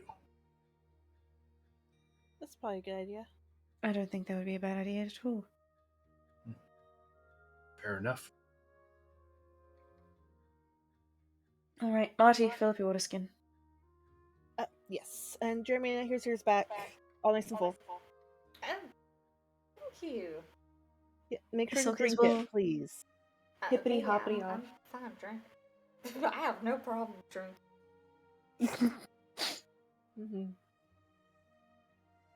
Thank you. I'm gonna be here all the time. Oh. You guys can get rid of me. Is there just like... Sorry, do the trees have fruit, or are they just idle palm trees? They appear to just be idle palm trees. No date trees. Rip. So we're like stopping around the oasis and stuff, right? Yep. Mm-hmm. I think at one point Jeremy's going to like. I got a question. Yep. How long can the ship like pause around the oasis? As long as we need. Could I just have like obviously this can be vetoed by the group. Could I just have like an hour with the boat pause? Sure. Is with the what? Okay with that? The group you all Anchoring for like an hour. Oh yeah, I don't have an issue. Yeah, that's fine. Rhea, Faye. It's fine by me. And Faye is still just sitting there minding her own business, and she will say, "Yeah, that's fine." Right. Okay. Just let me know when you're ready to do that, Thrix. Just let me know. Oh, sorry. Get my cat by accident. Intense stare. What's up? Oh, she just said, Olin. I think. Are you talking to me? No. Oh, Thrix. okay. Thrix. Oh, Oh, sorry. what were you asking? Wasn't working on the Oh, water. Just, she was like, just let me know when you're ready to anchor, and then is staring. Oh, he's fine anchoring here for now. That's fine by him. Yeah, we made it to the Oasis. Yeah, you guys are at Yeah, the we're at Oasis currently. With the boat anchored, Jeremina will, start kind of futzing with her equipment, and then she'll stop and sort of walk with her back to Silkas and say, "Can you unlace some of this?" Yes. And carefully does so.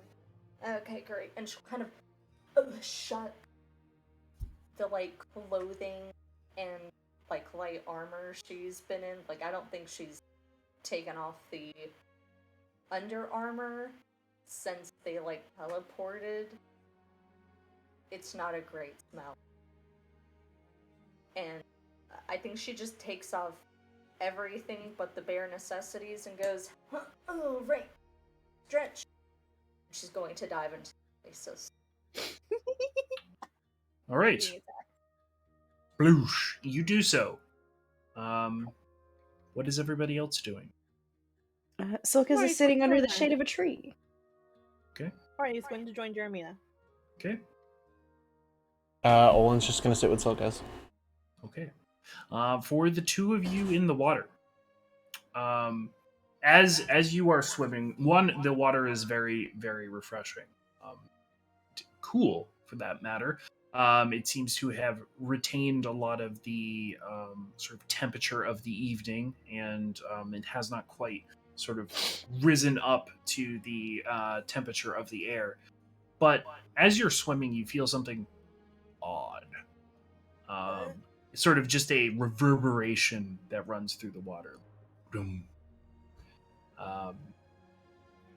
And then again, da-dum, da-dum, da-dum. Okay, first time I was gonna apologize for tooting, but I don't think that's me. Yeah, Mari's like has like her soap and she's like getting like the back of her neck. It's like, let's get out of the water. From behind where Marty and Jeremina are swimming, a torrent of water comes up and a large sort of vessel breaches out of the water and sort of crashes down, sending sort of waves and ripples running through. The masts from the top unfurl, and for those of you sort of looking at it, you see a humanoid fish-like man Oh god. at the drums, sort of boom, boom, boom, boom.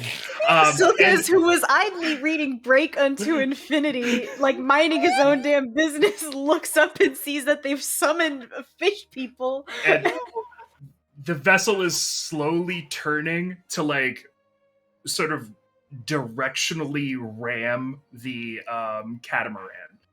Oh fuck. Oh. And yeah, that's where we're gonna leave it. God damn it. We're next session. We're going to get our first taste of Descent into Avernus combat, which it will be done on moving platforms. Yes. Oh no. Jeremy is going to be naked for it. Yeah.